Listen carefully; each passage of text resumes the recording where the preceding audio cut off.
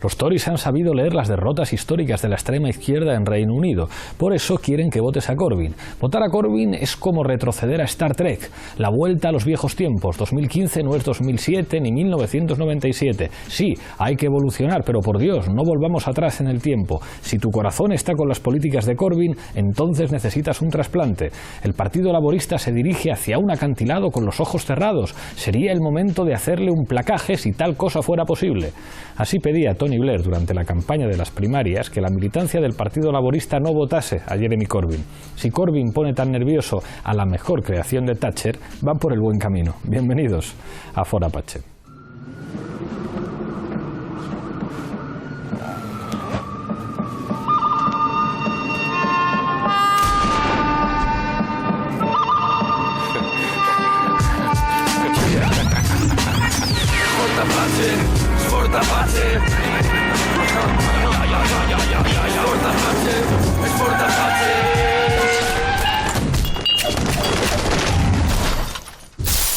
Esta noche en Fort Apache hablamos de la victoria de Jeremy Corbyn en las primarias del Partido Laborista y sus implicaciones para la política británica. Para ello contamos con 6 invitados.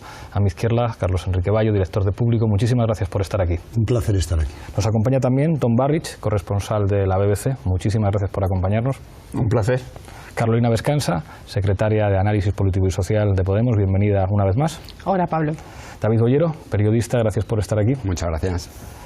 Luis Bouza, de agendapublica.es, bienvenido una vez más a Fora Apache. Muchas gracias. Y cierra la mesa, Martin Roberts, periodista. Gracias por venir. Gracias a ustedes. Enseguida empezamos a debatir, pero antes, como siempre, en Fora Apache, en el punto de mira. Las primarias del Partido Laborista británico del pasado 12 de septiembre situaron al candidato anti-austeridad Jeremy Corbyn a la cabeza del partido tras ser elegido con más del 60% de los votos. Sin embargo, Corbyn y su movimiento van a tener que enfrentarse no solo a las élites británicas, sino también a las estructuras del Partido Laborista. En cualquier caso, la candidatura de Jeremy Corbyn ya ha abierto una posibilidad apasionante e impensable hace meses: la visibilización del movimiento anti-austeridad en uno de los países con mayor peso económico del espacio europeo, pero también con mayor desigualdad. Esta noche en Fora Apache analizamos los movimientos en el seno del Partido Laborista y las consecuencias para la izquierda europea.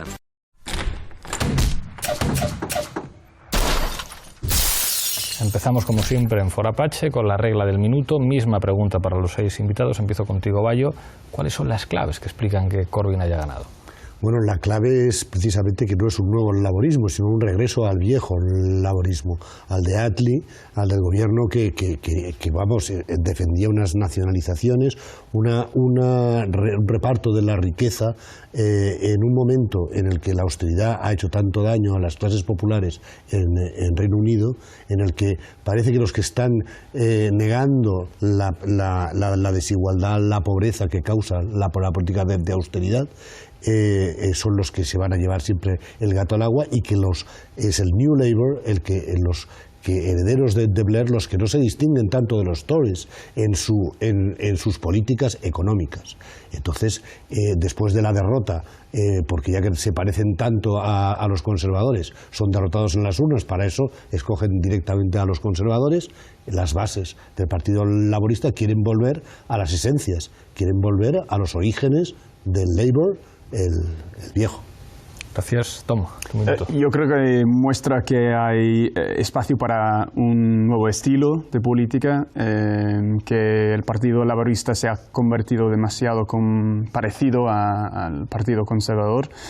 Entonces creo que este Partido Laborista en políticas es un poco viejo, pero puede ser algo nuevo, en el sentido de hacer una política un poco diferente. Obviamente, ganarse el liderazgo del partido es muy, muy diferente que realmente ser primer ministro del país. Entonces, obviamente su elección ha sido un terremoto político muy, muy sorprendente para todos, pero ya empieza la parte muy interesante si el Partido Laborista se puede ser votado y realmente popular con el país. Gracias, Tom. Carolina. Bueno, yo creo que es un síntoma más de la crisis final de la socialdemocracia tal cual la hemos conocido en Europa en los últimos 40 años, y que es una crisis que paradójicamente lo que hace es llevar a la socialdemocracia a los valores iniciales, no sé si completamente iniciales, pero por lo menos a los valores centrales del discurso socialdemócrata de los años 60, de los años en donde las cosas iban razonablemente bien en el centro de Europa. Y paradójicamente esta crisis final pasa por la recuperación de un activo, ¿no?, que viene de muy atrás y que podría parecer que representa todo lo contrario. Desde el punto de vista de la prospectiva, creo que una victoria en Reino Unido de una candidatura de estas características podría generar un cambio continental espectacular y de potencia y alcance que resulta difícil de imaginar. Saltaríamos del Mediterráneo y convertiríamos esta transformación en una transformación europea. David. Bueno, yo creo que ha sido una sorpresa, en cierto modo, porque Corbyn llegó prácticamente para enriquecer un poco el debate ideológico de esas primarias y de pronto la militancia de base es la que se ha revelado, la que está cansada de una pseudoizquierda que lleva muchos años padeciendo Reino Unido y quieren volver a esos orígenes que estamos todos hablando, ¿no? A esa izquierda que bebe de las fuentes del activismo, como ha bebido Corbyn, que no deja de ser un activista, y que quiere luchar contra la austeridad, contra la desigualdad y contra esas medidas que durante mucho tiempo ha estado emprendiendo el Partido Laborista, convertido prácticamente en un partido conservador light, ¿no? Y que es lo que probablemente les llevó a la debacle de las últimas elecciones, en la que, hablamos en este mismo debate, había un empate técnico en encuestas y de pronto se llevaron uno de los mayores batacazos de los últimos 30 años. Muchísimas gracias, Luis. Yo quiero empezar donde acaba de terminar David. Creo que es muy interesante darnos cuenta del momento en que se elige a Corbyn, que es justo después de las elecciones generales. Es decir, la militancia laborista vota bajo el shock de la victoria inesperada de los conservadores y quizá, y aquí lo pregunto más que afirmarlo, pero quizá también ante una cierta preocupación de la afirmación de un discurso como el de UKIP, que no solo tiene que ver con la Unión Europea, pero sí ante la derechización. Es decir, UKIP demuestra que la famosa teoría de la tendencia de la política hacia el centro quizá no sea verdad, y los laboristas puede que se digan por qué no podemos girar nosotros a la izquierda.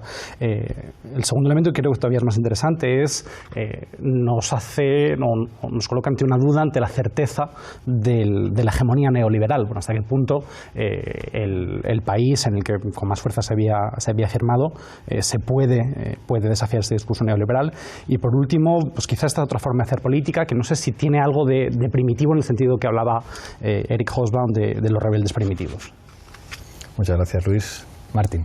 Bueno, lo que a mí me ha llamado la atención de su campaña es que sobre todo se ha presentado y el público le ha visto como un político que no se ha dejado seducir por las mieles del poder, que lleva más de 30 años en el Parlamento, pero ha seguido siempre fiel a las bases, no se ha vendido con tal de ascender en su carrera para convertirse en un personaje más de lo que podría llamarse la casta o el famoso establishment, ¿no? Entre otras cosas, también ha demostrado que en las convocatorias ha tenido poder de convocar a la gente, inspirar a la gente, ¿no? Que los demás, sus competidores simplemente que han sido los políticos de siempre, que no han inspirado ni mínimamente. Que sobre todo, más que una victoria de Corbyn, pues también lo podríamos ver como un fracaso total de sus oponentes, ¿no? Que no han sabido inspirar con la política de siempre, que es de la austeridad, bueno, y eso no inspira a nadie.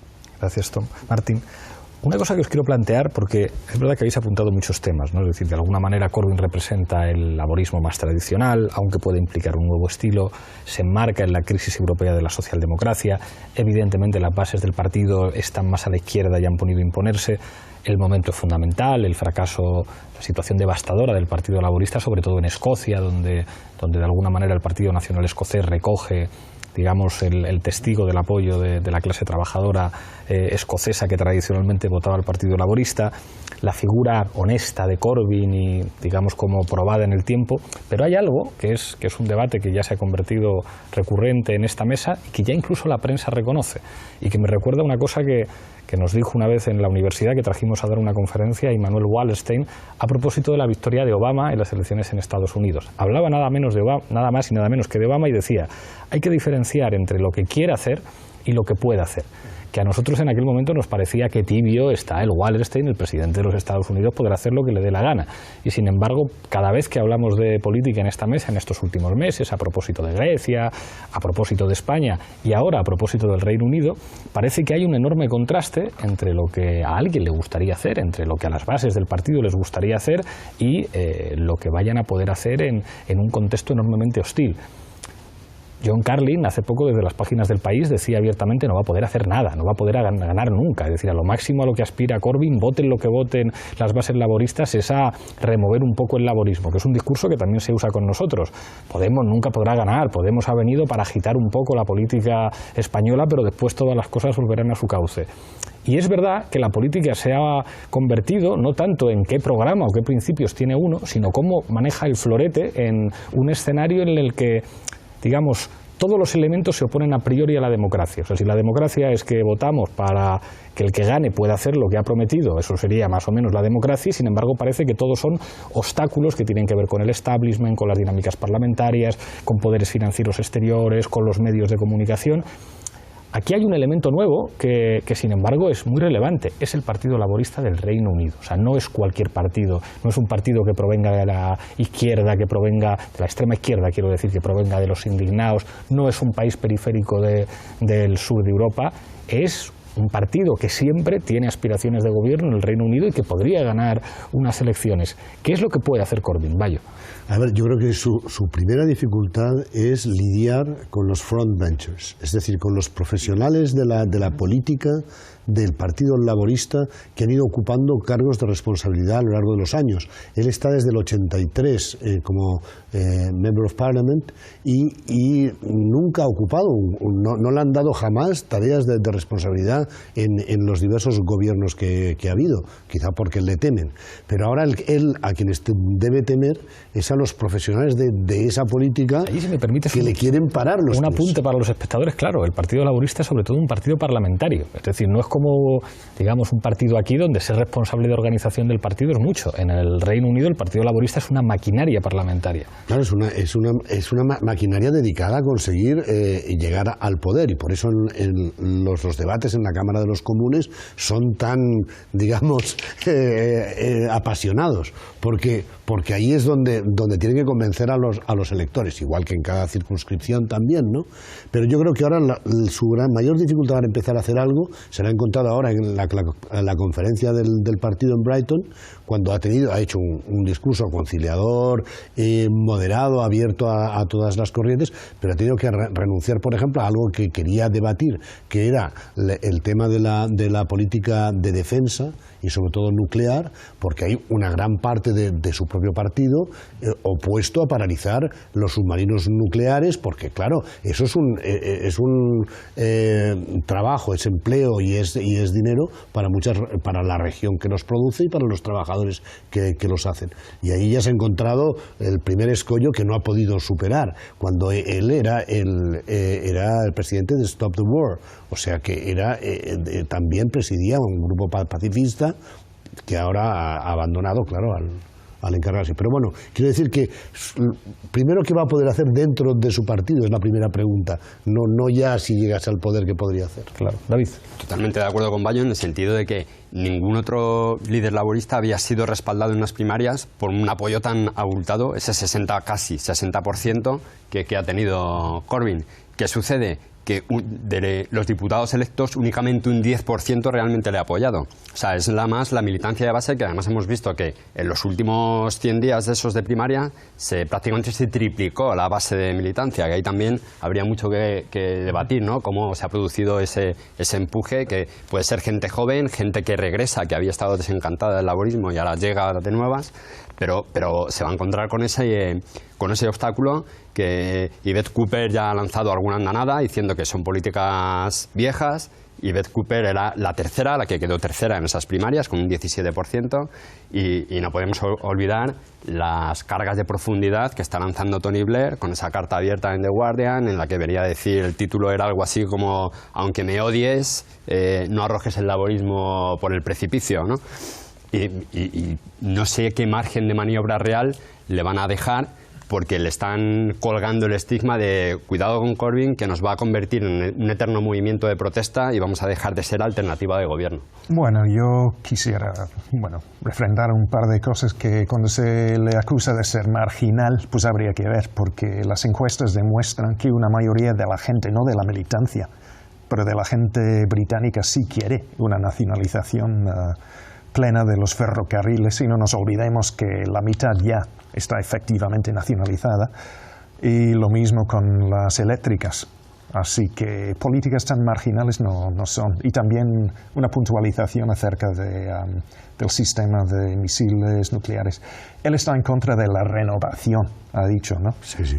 No de los misiles en sí. No, claro. Pero la renovación dará mucho trabajo. Pero también es que cualquier encuesta arroja una mayoría pues aplastante pues en el mismo sentido. Sí, pero con referencia a esta política, él puede, como dices tú, que realmente es una diferencia entre lo que quieras y realmente lo que puedes hacer. En cuanto a los armas nucleares, si ganan el Partido Laborista en las próximas elecciones, el proyecto ya está en marcha. Entonces, realmente, yo creo que en cuanto a disciplina en su propio partido, hombre, yo creo que hasta cierto punto es un nuevo proyecto político en nuestro país, que nuestra izquierda realmente está bastante unida, es decir, que en la izquierda aquí tenéis muchos partidos, en la izquierda en Inglaterra, ya en Gran Bretaña realmente es un solo partido, salvo que en Escocia, que es el Scottish National Party. Pero yo creo que el nuevo proyecto político, digo eso porque hasta cierto punto él está diciendo que, bueno, él se puede ser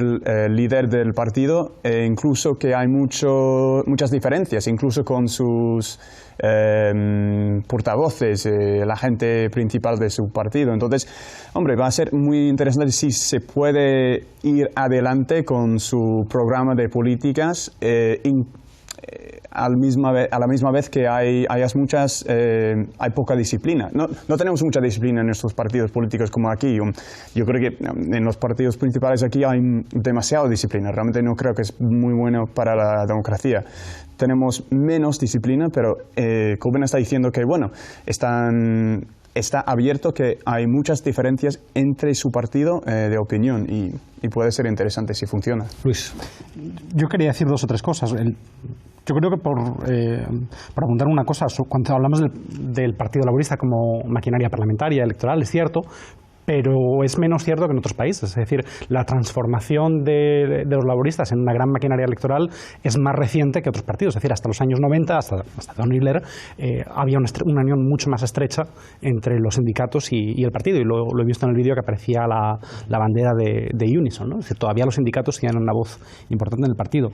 Por seguir con algo que decía Pablo sobre los límites de la soberanía y que también apuntaba Martin, vivimos en un mundo en el que ser radical es cada vez más fácil. Es decir, si uno se convierte en una radical por querer nacionalizar un sector que casi por definición es un monopolio perfecto, como son los ferrocarriles. A mí me pasa lo mismo cuando pienso en la plataforma afectados por la hipoteca, ¿no? No pedían casas gratis, nada así, pedían una modificación de la ley electoral, perdón, de la ley hipotecaria. Y en cuanto a qué puede hacer, que yo creo que es lo interesante, bueno, pues puede que sea verdad, que tiene pocas posibilidades de llegar a ser primer ministro, pero el escenario que tiene por delante no es tan desfavorable. Es decir, por una parte tiene 5 años por delante y por otro se va a enfrentar a un partido conservador tremendamente dividido sobre la cuestión de Europa. Si él consigue elaborar un discurso que una a todo el Partido Laborista en torno a una posición común sobre la Unión Europea, puede encontrarse con facilidades en torno contra los conservadores. Y por terminar, a nivel europeo puede haber una serie de debates todavía más importantes. Es decir, ¿qué sentido tienen en la defensa nacional las armas nucleares, que solo las tengan 2 países? Y además, cuando hablamos de las armas nucleares del Reino Unido, no nos olvidemos que es la única gran potencia que no tiene su propia tecnología. Con lo cual, lo de que dan tantísimo empleo puede ser matizable respecto a para los submarinos. Carolina. Bueno, yo creo que se está siguiendo la única estrategia posible en un sistema bipartidista, quiero decir, en un modelo que incentiva tanto, o que desincentiva tanto, mejor dicho, la formación de nuevos partidos. Como en todos los temas bipartidistas, lo único que cabe son grandes partidos en donde todos los debates ideológicos se producen dentro de los partidos, de tal manera que lo que Corbyn está haciendo es llevar a cabo la única estrategia posible, que es generar un gran debate dentro o intentar avanzar dentro, porque fuera no hay nada, ¿no? Y esto es algo que yo creo que hemos visto o que vamos a seguir viendo en todos los sistemas que electoralmente, por su propio diseño, desincentivan la formación de nuevos partidos, lo cual explica de alguna manera esa diferencia que vemos entre lo que pueda estar ocurriendo en los sistemas parlamentarios o en los sistemas bipartidistas. Dicho esto, yo me temo que, como en todo, buena parte de lo que ocurra en el Reino Unido va a depender en parte de lo que haga Corbyn, pero en parte de lo que ocurra en el contexto. Y el contexto externo está determinado por la estrategia de los competidores, y los competidores no han demostrado ser muy hábiles hasta el momento, con lo cual las posibilidades se incrementan notablemente de aquí al final de la contienda, ¿no? Es decir, que yo creo que está muy abierto y que la propia emergencia, con tanta fuerza y con una capacidad de movilización tan intensa, es buena señal, vaya. Hay un elemento que sugería al principio Carolina, ¿no? Digamos que la victoria de Corbyn se enmarcaría en un contexto de crisis de la socialdemocracia europea que parece que se está intensificando. Yo recuerdo que cuando Corbyn empieza a crecer en las primarias, nosotros inmediatamente nos posicionamos, lo vemos con simpatía, y el Partido Socialista Obrero Español calla. Y los medios de comunicación les comparan con nosotros, a Corbyn, desde el principio, en España y fuera de España. Y de alguna manera hay movimientos que también se producen en otros sectores socialdemócratas. Nosotros nos hemos reunido con sectores críticos, con parlamentarios y un exministro del Partido Socialista francés que no están de acuerdo con la línea que está siguiendo Hollande, y lo mismo con el Partido Socialista flamenco. Hay sectores del Partido Democrático en Italia que también, digamos, están criticando una vía, digamos, de asumir políticas de austeridad en las que los partidos conservadores resisten bien, y sin embargo la situación en términos electorales es dramática para muchos partidos socialdemócratas que pierden, digamos, ese espacio de representación de los sectores populares.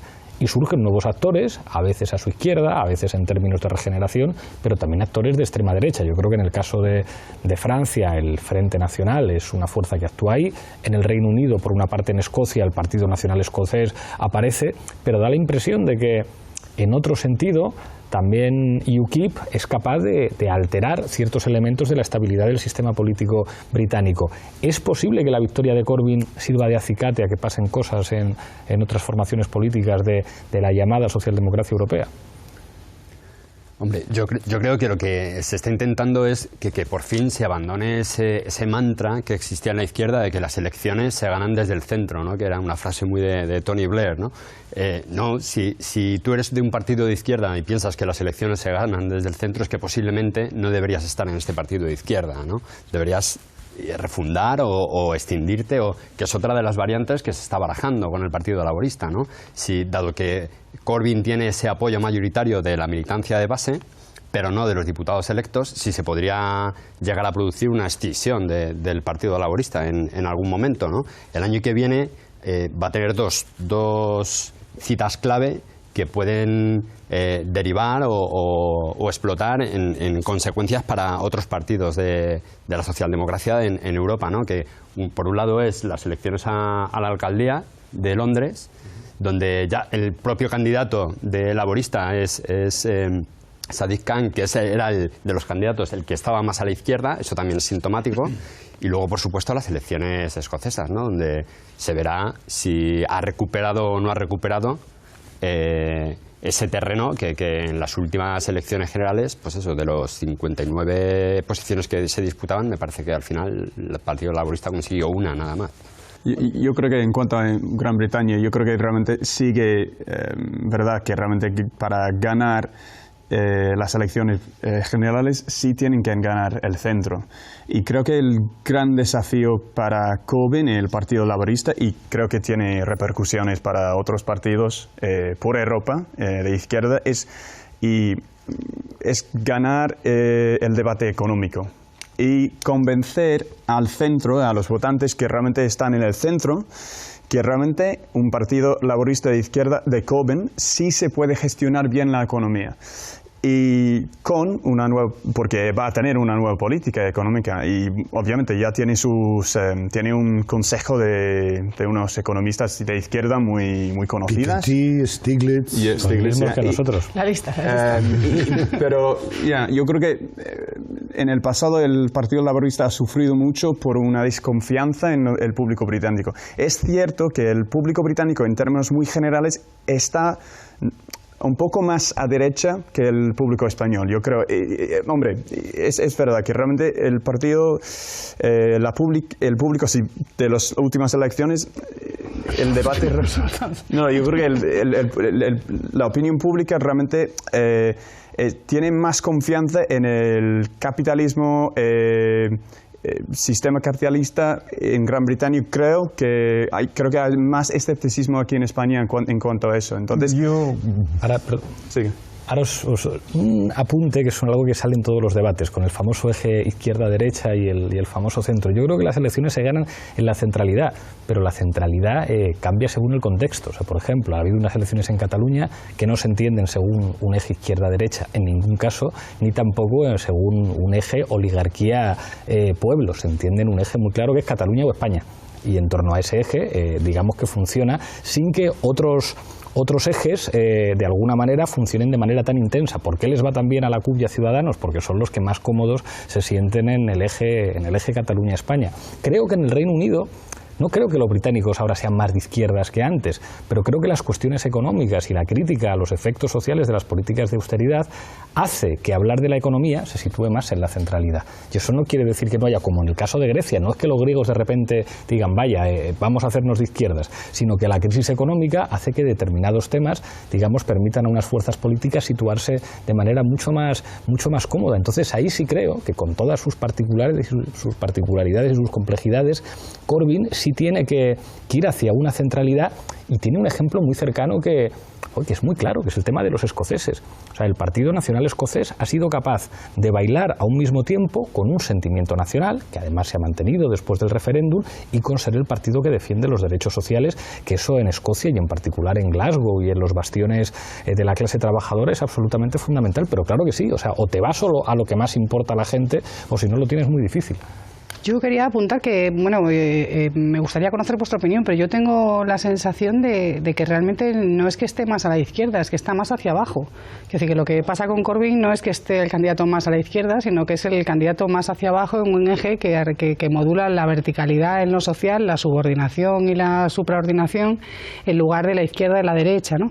Y que la emergencia de un personaje como Corbyn tiene más que ver con una apuesta de los subalternos, ¿no? Por identificar un lugar de poder con el que se sienten más próximos, ¿no? De lo de abajo que llega arriba, que con lo de la izquierda y la derecha, que creo que cada vez es más confuso, ¿no? Y luego, insistiendo en el argumento anterior, a lo mejor resulta muy cínico, pero sería, bueno, la verdad que no creo que resulte cínico, porque no lo digo con cinismo, sino con convicción, ¿no? Que en general las elecciones no las suele ganar alguien, sino que las pierde alguien. Y desde ese punto de vista creo que lo mismo que hablamos de un marco de derrota o de crisis del modelo de socialdemocracia que tal cual hemos conocido, también estamos asistiendo a un modelo de derrota y de colapso, ¿no? de las apuestas por el modelo, ¿no? de la derecha financiera, ¿no? Recortadora, austericida, etcétera. Entonces, las posibilidades de victoria creo que tienen más que ver con las posibilidades de derrota, o sea, con la realidad de una derrota de un modelo, que con que necesariamente tenga que verse una apuesta muy clara que resulte viable. Me habéis pedido varias palabras, enseguida vamos con ellas, pero antes, Zapi Napache. Jeremy Corbyn, 251,000. El veterano diputado de 66 años ha ganado con un programa anti-austeridad después de conseguir el 59,5% de apoyo durante las elecciones de la formación. Fundamentally, what we're saying is that austerity is a political agenda. It's a political agenda which has led to greater levels of inequality in our society and is designed to do so. What we're saying is we have to expand our way out of the problem. We've grown enormously because of the hopes of so many ordinary people for a different Britain, a better Britain, a more equal Britain, a more decent Britain. They're fed up with the inequality, the injustice, the unnecessary poverty all those issues have brought people in a spirit of hope and optimism. And so I sent out an email to thousands of people and asked them what questions they would like to put to the Prime Minister. And I received 40,000 replies. Corbyn, que ha centrado su intervención en los problemas de vivienda, los impuestos y la seguridad social, ha rebajado la ruidosa teatralidad de la Cámara Baja británica. Desde su elección, todos los medios de comunicación escrutan cualquier gesto del nuevo líder laborista. We'll keep the red flag flying here. International.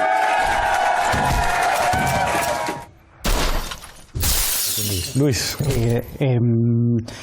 Yo creo que, por continuar con esta cuestión, ¿no? En el contexto de la crisis de la socialdemocracia, creo que lo que es muy interesante es plantearnos, bueno, la socialdemocracia europea en algún momento tendrá que reaccionar y tendrá que darse cuenta que su plano de discusión, de elaboración de políticas públicas ya no puede ser el Estado-Nación. Es decir, en algún momento tendrá que darse cuenta que la política económica fundamentalmente se hace a escala europea y resulta muy sorprendente y muy sintomático del alargamiento de la socialdemocracia europea que los que están hablando de salario mínimo europeo, derecho a protección social, a desempleo a nivel del Parlamento y de la Comisión sean Juncker y Verhofstadt, y no se lo hayamos oído al señor Pittella. En este campo creo que Corbyn puede inspirar poco a la socialdemocracia europea porque el Reino Unido está al margen del gran problema económico y de gobernanza económica que es el euro. Creo que puede dar un ejemplo con algo que veíamos en el vídeo, que es la forma de hacer política, es decir, volver a la idea de los partidos de izquierda o los partidos socialdemócratas como partidos movimientos. Es decir, por eso decía antes lo de los rebeldes primitivos. Algo que han perdido los socialdemócratas ha sido su capacidad de movilizar a la gente, entrar en una competición, en una forma de hacer política, fundamentalmente televisiva, en la cual tienden a dejar de diferenciarse de los partidos conservadores. Entonces esa capacidad de estar en contacto con la sociedad civil puede que sea inspiradora para otros partidos. Habrá que ver si en primer lugar si Jeremy Corbyn es capaz de cumplirlo. Toma. Bueno, lo que yo quisiera apuntar es que no se puede generalizar, me parece, sobre el sentir político del pueblo británico, ¿no? Porque si uno ve el mapa electoral literalmente, se ve que el Partido Laborista es un partido urbano, sobre todo, ¿no? Y mientras tanto el partido de las afueras, digamos, cómodas de las grandes ciudades y el campo, porque ya los campesinos ya no pueden vivir en el campo, ¿no? Pues es el partido conservador. Entonces la política, pues digamos, de Blair fue intentar atraer pues a lo que es la parte más rica del país, que es el sudeste de Inglaterra, y virándose a la derecha, ¿no? Pero como se ha demostrado, hablando de ganar desde el centro, pues vamos a ver, es que Blair en este momento está políticamente totalmente caducado en Gran Bretaña, me parece. Entonces plantearse pues una candidatura para el liderazgo como hicieron algunos con corte de Blair, pues se ha demostrado fracasado dentro del partido, de las bases. Entonces, bueno, no me parece desde ese punto de vista tácticamente malo tener un líder que no sea del mismo corte de Blair, ¿no? Y en cuanto a la política, pues Tom, como ha dicho muy bien, pues existe, a mí me parece que es un poco un tópico, pero es un tópico que resuena de que los únicos que pueden manejar o dirigir la política son los conservadores, que han tenido, los dos han tenido sus grandes desaciertos, ¿no? Los conservadores, sobre todo, sobre el sistema de cambiario, ¿no? A inicios de los 90, que lo único que hizo fue enriquecer mucho a George Soros, ¿no? Él se llevó pues 1.500 millones de pavos en un día, ¿no? Gracias a la política conservadora. Pero él, yo creo que se ha querido presentar más que nada como un pragmático, ¿no? Yo creo que eso es lo que le ha ganado y esa es su baza. Es que en el debate de la centralidad del que hablábamos antes, yo estoy de acuerdo con Carolina, es más importante los de arriba y los de abajo en este caso. Como bien decías antes, Martin, las nacionalizaciones, por ejemplo, de los ferrocarriles, es algo popular, es algo que digamos, atrae, tiene el apoyo de una mayor parte de la población, no solo de los laboristas. Pero además él está proponiendo una serie de de cosas que realmente ya afectan a muchísima gente. Es decir, cuando él está hablando de desigualdad, de pobreza, a él le llaman un negacionista, denier, un negacionista del déficit. Esto es una cosa que no se entiende muy bien. Él ha contestado que los otros son unos negacionistas de la pobreza, porque están negando algo que es una situación cada vez peor de las clases bajas empobrecidas. Y eso es una mayoría. Y esa mayoría puede ver, como los indignados, digamos, pueden ver a alguien que les va a defender. Y eso de que sean capaces de gobernar mejor, pues yo creo que en los últimos tiempos, económicamente hablando, no se ha visto que la mayor parte de la población viva mejor en el Reino Unido, en absoluto. Yo creo que... ¿Cómo creéis? Es por matizar un poco. Esto no pasa en ninguna televisión, que los tertulianos se cedan la palabra.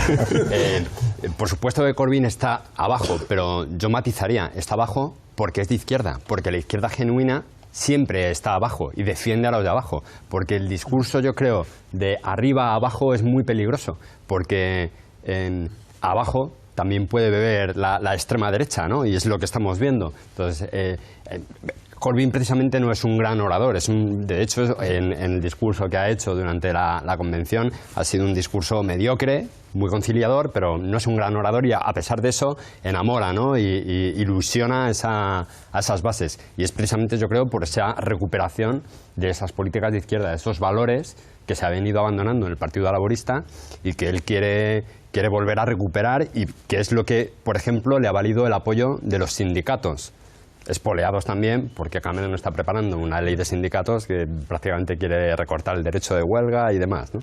Pero yo creo que eminentemente es de izquierda, y él, de hecho, se ha confesado con una formación, un alto porcentaje marxista. O sea, eso es innegable. Yo creo que su mensaje principal de crear una sociedad más con menos desigualdad y una sociedad muy justa, más justa, es potente. El desafío es realmente crear políticas que están interpretadas por los votantes por ser los que se pueden crear eso sin castigar a algunos más. Y es verdad que él está luchando realmente en contra de la gran mayoría de los periódicos en Gran Bretaña. Es que realmente si lees los periódicos de, centro derecha, The Times, es que realmente pintan una persona muy, muy peligrosa y todo. Entonces tienes esa batalla también, pero creo que el hecho de que se ha sido votado como líder muestra que obviamente él ha utilizado medios sociales, una campaña un poco diferente, bastante moderna de lo que he visto. Lo difícil para él es realmente, digo otra vez, que realmente la clase media en Gran Bretaña, realmente él tiene que luchar en contra de estos periódicos y convencer a la clase media que realmente se puede crear un mejor país y realmente se puede gestionar bien la economía, y realmente él no es alguien peligroso. Eso realmente él tiene que combatir esta imagen que están dando muchos periódicos de centro derecha. Os quería preguntar por eso, claro, porque es inevitable quejarse por el papel de los medios en cualquier lugar, pero el Reino Unido es una cosa especial, y lo que están haciendo con Corbyn, estamos ni con nosotros aquí. Es decir, yo tengo aquí los teletipos de hoy de la agencia Reuters, en las que recuerdan que, como tú decías, es marxista, ¿no? Él ha defendido el análisis marxista del capital. Y entonces, cuando él explica esto, lo cita Reuters y cita Marx, y dice Marx, coautor del Manifiesto Comunista. Yo siempre había escuchado Marx, autor del Capital, no coautor del Manifiesto Comunista. O sea, es que ya hasta la agencia Reuters, que debería ser más... en Reino Unido está bien visto ser marxista si eres profesor en Oxford o en Cambridge, si te dedicas a la política. La campaña contra él es tremenda desde todas partes. Y ni siquiera el Guardian, que es un poquito el que... Pero están utilizando cosas de su pasado, entonces con el tiempo obviamente antepasados historias van a de varias tener menos generaciones que valor decían que tenían una fábrica en la que se explotaba a los obreros. Pobre hombre, porque había un tatarabuelo que tenía una fábrica donde se explotaba a los obreros, resulta que él ya no es válido, ¿no? O sea, es horrible. Adelante, Martín. Gracias. Bueno, yo creo que, ha estado en, el dedo en la llaga, ¿no? Pues hablando de la política de miedo que le funciona de maravilla al Partido Conservador en las elecciones de mayo, ¿no? Y he visto, por ejemplo, en el Times, periódico de referencia, que ponen que Corbyn monta bicicleta estilo Mao. Nada más porque monta en bici se supone que le presenta como un personaje peligroso, pero cuando monta en bici, por ejemplo, David Cameron, pues presentan otra imagen, ¿no? Bueno, eso sí, y también yo creo que eso en parte, y lo digo como periodista, pero volviendo a un tema que ha presentado Pablo, porque es que la casta siempre se sale con la suya, que fue un título de un libro de Owen Jones que has citado, ¿no? Para mí Jones no acabó de contestar a esa pregunta, ¿no? Porque se ha visto en estas últimas elecciones que sí, que fue la política del miedo, ¿no? ¿Cómo contrarrestar eso? Pues no sé, presentándose pues como lo que es un hombre pues común y corriente. Yo creo que su falta de oratoria, yo creo que hasta obra a su favor. No es un gran orador completo. En su discurso en la conferencia hoy, un discurso clave, realmente sí, a veces hizo errores, ¿sabes? Pero yo creo que la gente, se puede utilizar eso como algo bueno, que realmente sabes que se puede diferenciarse de la política muy muy limpia, preparada y todo eso. Entonces, esto puede ser algo positivo. Yo creo, también por continuar con esta cuestión de los medios de comunicación, y hay un capítulo en el último libro de Owen Jones sobre el establishment, sobre los medios de comunicación británicos, que es aterrador, ¿no? Hay que leerlo porque se entiende muy bien cómo funcionan ahí las cosas. Y quizás no son ajenos a un fenómeno que también vuelve a tener que ver con lo que decíamos, el eje izquierda-derecha, el eje arriba y abajo, que es el Reino Unido lleva muchos años gobernándose a través de la apatía y a través de la desmovilización. Es decir, basta con mirar la evolución de la participación electoral desde los años 70 y 80 hasta hoy. Ha bajado, no tengo la cifra en cabeza, pero una bajada muy importante y sobre todo cada vez más entre la gente joven. Y eso evidentemente tiene un sesgo electoral, no se desmoviliza por igual todo el voto. Entonces, en este sentido, creo que estoy de acuerdo, ¿no? Esa imagen de Corbyn como político profesional, evidentemente, porque lleva en el Parlamento, habéis dicho, desde el 83, pero que no tiene esa oratoria televisiva, etcétera, le puede venir bien para reconectar con una parte de la población que ha dejado de tener interés con la política. Bueno, eso se ha visto en la misma campaña de él, que mucha gente se afilió, mucha gente joven, cosa que no se ha visto en muchos años. No, es que desde que solamente han pasado 17 días desde su elección, se han afiliado 50.000. 50.000 británicos se han afiliado al laborismo.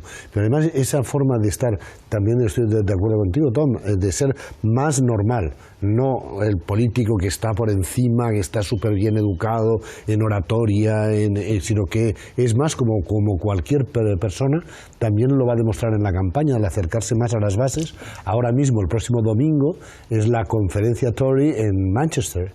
Y nunca un líder del otro partido había ido a la ciudad donde se hacía una conferencia del rival, y él va a estar en Manchester capitaneando una manifestación contra la austeridad a favor del Royal Mail, del servicio de correos. Y eso es que está más con la gente. No está metido en las estructuras y desde detrás del plasma, ¿no? Sino que está con ellos en la calle. No, y ese acercamiento, esa manera llana, transparente, a pesar de no ser un gran orador, de acercarse a la gente, lo vimos en uno de los últimos debates televisivos cuando eran las primarias, ¿no? A una pregunta muy directa del presentador de ¿incluirías a Ed Miliband en tu gabinete? Él fue el único que respondió y dijo, bueno, el Miliband está muy bien donde está ahora, haciendo en el área de medio ambiente, cambio climático y demás, y el resto de candidatos de primarias directamente rechazaron responder a la pregunta, bueno, no la consideraban oportuna. Entonces, esa manera tan transparente es lo que juega un poco a su favor y lo que también enamora e ilusiona a las bases. Sí, que puede generar efecto, ¿verdad? ¿No? Al final del programa volvemos a la regla del minuto, un minuto de conclusiones para cada uno. Empiezo contigo, Luis, minuto de conclusiones.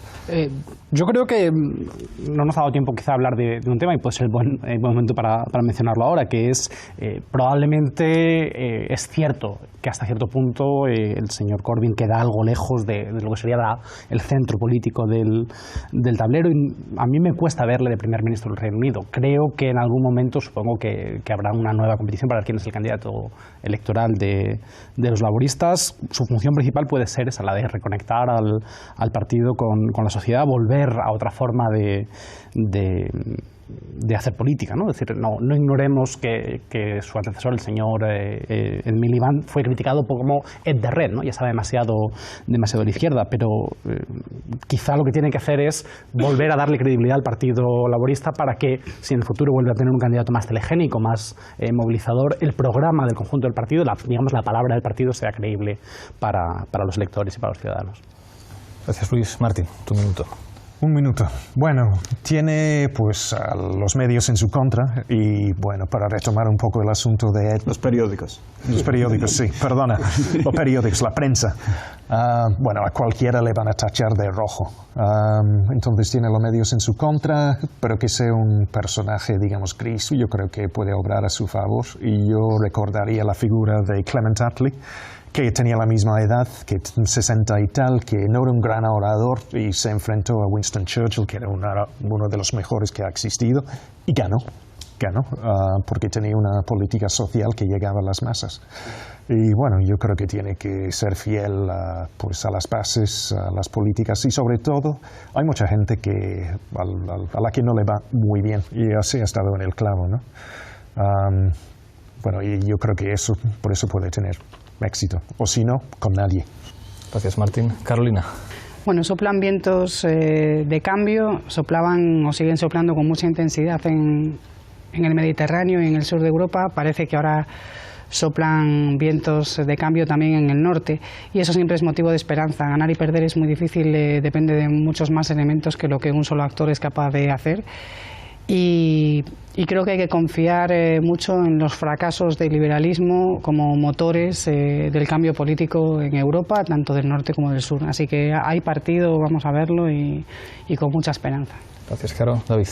Sí, yo creo que el mundo lo cambian los activistas, no lo cambian los políticos. Y el político que cambia el mundo es porque tiene alma activista. Entonces, con Corbyn lo que estamos viendo es que por fin vuelve el activismo a la política, a la primera línea de política en Reino Unido, algo que se echaba en falta desde hace muchos años, décadas, y que puede ser el que realmente cambie la balanza, ¿no?, de esa desigualdad que estamos viendo en Reino Unido, que es una de las más grandes en Europa.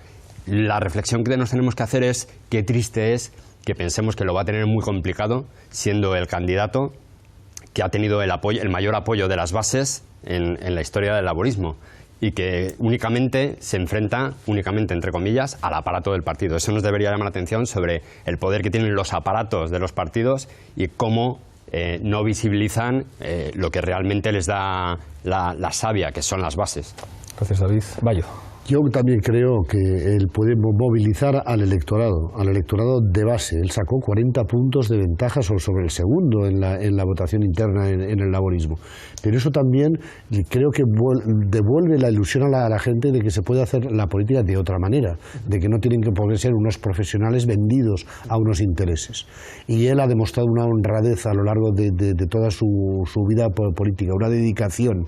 Y además, como bien decía, Clement Attlee estaba a favor de la nacionalización del Bank of England. Es decir, su política no es tan izquierdista como la están vendiendo los medios de comunicación. Y estos medios de comunicación también están perdiendo la confianza del pueblo llano, de la gente. Si él está activando las bases y realmente consiguiendo que los grassroots despierten otra vez, yo creo que él puede tener éxito. Muchas gracias. Y te toca cerrar, Tom. Tiene que dejar de cometer errores más estéticos, como no cantar el himno nacional, sea o no sea republicano, ateo. Es que realmente tiene que entender algunos errores, los medios se pueden utilizar en contra de él. Pero creo que si puede superar todas las historias sobre sus posiciones más radicales de su pasado en ciertos aspectos y se puede crear un nuevo diálogo y un nuevo estilo de político. Bueno, tenemos una política, lo seguro es que tenemos una política ahora en Gran Bretaña más interesante. Nunca yo he mirado un discurso de conferencia laborista con tanto interés. Entonces, bueno, hasta cierto punto ha sido positivo. Si él puede ganar las elecciones generales, eso es otra cosa y realmente lo va a tener muy complicado, pero bueno, sí, va a ser interesante por lo menos. Veremos a ver. Muchísimas gracias, Tom, muchísimas gracias a los 6. Nos veremos aquí la próxima semana en Fort Apache.